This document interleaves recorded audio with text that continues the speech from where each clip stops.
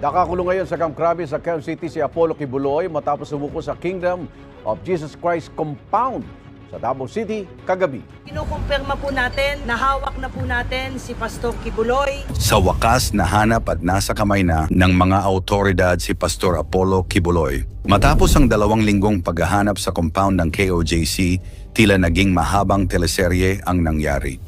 Tumaas ang tensyon sa paghahanap kay Kibuloy at gumamit pa ng heartbeat detector o life and motion detector ang kapulisan at nagpasok pa daw ng mga minero na nakadamit pang pulis ang mga ito para maghukay sa nasabing underground bunker kung saan nagtatagod daw si Kibuloy. Nahuli nga ba o sumuko si Kibuloy?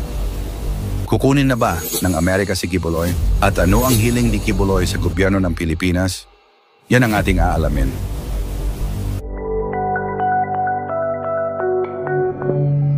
Umabot ng 2 linggo ang paghahanap ng PNP kay Pastor Kibuloy sa compound sa Buhangin, Davao City. At nitong September 8, 2024, pasado 6 p.m. ng gabi, napasa kamay na ng autoridad si Kibuloy.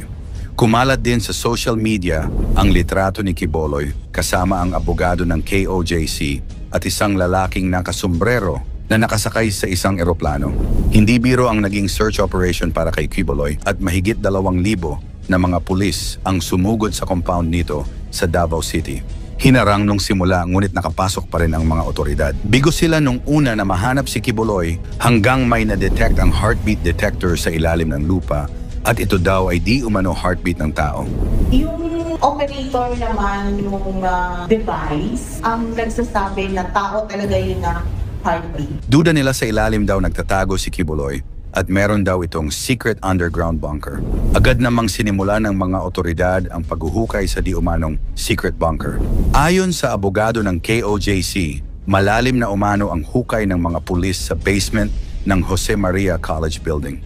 Nagpakita pa ito ng larawan ng ginawa umanong tunnel para hanapin ang bunker na kinaroroonan daw ni Kibuloy. May mga kumakalat din na balita na di umano minero at hindi mga pulis ang mga naghukay sa di umanong bunker ni Kibuloy. At nagbihis lang daw ang mga ito ng police uniform para makapasok sa compound at magsagawa ng drilling.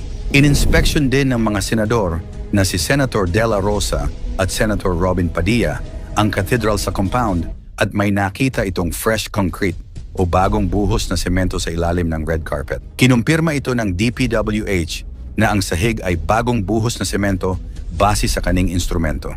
May video rin sila ng umano'y drilling operations ng mga pulis. Bagamat hindi kinumpirma, sinabi ng PNP na legal ang kanilang mga hakbang para mahanap si Kibuloy. Pero magdadalawang linggo na, wala pa ring Kibuloy na lumilitaw. Kaya naman nanawagan na si Senador De La Rosa kay General Torre na itigil na ang search operation dahil malaking perwisyo na ito sa kapulisan, sa KOJC members at sa mga mag-aaral sa Jose Maria College. We're appealing to you to please give these people peace of mind. Ibalik sa kanila yung property. Hindi mo kayang gawin yan? Are you willing to place your name as the very person that caused the constitutional crisis? Sabi naman ni Vice President Sara Duterte, dapat mabilis umano ang pagpapatupad ng arrest warrant ng PNP, lalo na't naaapektuhan ang imahe ng Davao City. Hindi dapat ginagawang excuse na malaki yung lugar. Sa sobrang dami ng mga pulis na nandyan sa loob at sa sobrang dami ng pulis na pinadala para mag-execute ng warrant of arrest, magtataka ka 9 days na hanggang ngayon hindi pa sila tapos. Paano na pa sa kamay ng otoridad si Kibuloy? Nagbigay daw ng ultimatum ang kapulisan kay Kibuloy na sumuko at kung hindi ay papasukin nila ang isang particular building na off-limits daw sa mga kapulisan. Kinumpirma ni Department of the Interior and Local Government Secretary Benhur Abalos na aresto at nasa kamay na ng otoridad si Kibuloy. Pero sabi ni General Torre, hindi daw niya alam ang full story kung paano nadakip si Kibuloy. Wala akong idea sa full story niyan. I think you have to ask the secretary kung paano ang full story, kung paano nahuli si Mr. Kibuloy. Basta nakita lang kanina dito na ating may aeroplano nga nung dumating, Air Force. Was it really C-130? Yeah, that's C-130. Dito po dumating. Yeah, may convoy na nakita, sabi niyo, di ba? Bigla lang daw na may C-130 ng Air Force ang dumating mula sa Davao At lula nga ng eroplano ay ang pinaghahanap na si Quiboloy, kasunod nito ay ang 9-vehicle convoy ng otoridad na sumalubong sa eroplano. Ang totoong may alam lang daw kung paano napasakamay ng otoridad si Quiboloy ay si DILG Secretary Abalos. Ayon naman sa legal counsel ng KOJC na si Israelito Torion, kusang sumuko sa otoridad si Quiboloy at hindi daw ito nahuli. Kinumpirma ito ng PNP after daw magbigay ng ultimatum ang kapulisan. Nagkaroon daw ng peaceful negotiations na nagtulay sa pagsuko ni Quiboloy. Nagkaroon po ng negosasyon para po sa mapayapa po nilang pagsuko dahil binigyan po natin sila ng ultimatum.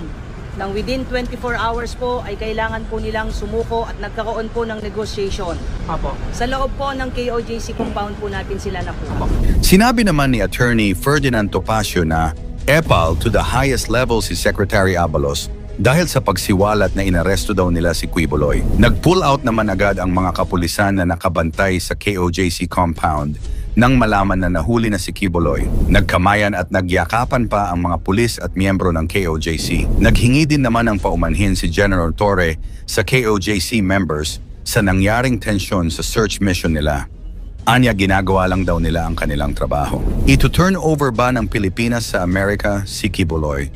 Ayon sa FBI Most Wanted website, si Quiboloy ay kasama sa Most Wanted list ng Federal Bureau of Investigation, FBI. Wanted siya para sa kanyang diumano'y pakikilahok sa isang scheme ng labor trafficking na nagdala ng mga miyembro ng simbahan sa Estados Unidos gamit ang mga peking visa at pinilit ang mga miyembro na humingi ng donasyon.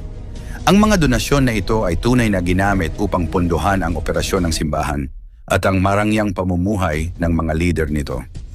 Ang mga miyembrong naging matagumpay sa paghingi ng donasyon para sa simbahan ay di umano'y pinilit na pumasok sa mga peking kasal o kumuha ng peking student visa upang ipagpatuloy ang pangangalap ng pondo sa Estados Unidos sa buong taon. Wanted din siya sa human trafficking, fraud and coercion, at bulk cash smuggling. Dati nang humiling ang pastor ng garantiya sa gobyerno ng Pilipinas na huwag siyang i-turn over sa Amerika. Pero tinawag lang itong tail-wagging ni President Bongbong Marcos. Seems to me a little bit tail-wagging the dog. Ang mapapangako ko, all the proceedings will be fair. Now, as to the involvement of the United States, malayo pa yan eh. That's going to take years. So I don't think that's something he needs to worry about, quite frankly. Ayon din kay Senator Risa Hontiveros, wala daw sa lugar si Quiboloy upang mag-request. Wala po siyang mag-impose ng mga kondisyon. Siya po ang may obligasyon. Maraming kaso ang haharapin ni Quiboloy dito sa Pilipinas maging sa ibang bansa. Ang pagkakahuli ni Pastor Quiboloy at ni Alice Go ay patunay na hindi natutulog ang batas at hindi ka nito titigilan hanggat buhay ka pa. Mahirap man ang naging operasyon ng kapulisan, nagbunga naman ito ng napilitang sumurrender si Quiboloy. Ikaw, sa iyong palagay, dapat bang i-turn over si Quiboloy sa Amerika? O karapat dapat siyang protektahan ng Pilipinas? I-komento mo naman ito sa ibaba, pakilike ang ating video, i-share mo na rin sa iba. Salamat at God bless.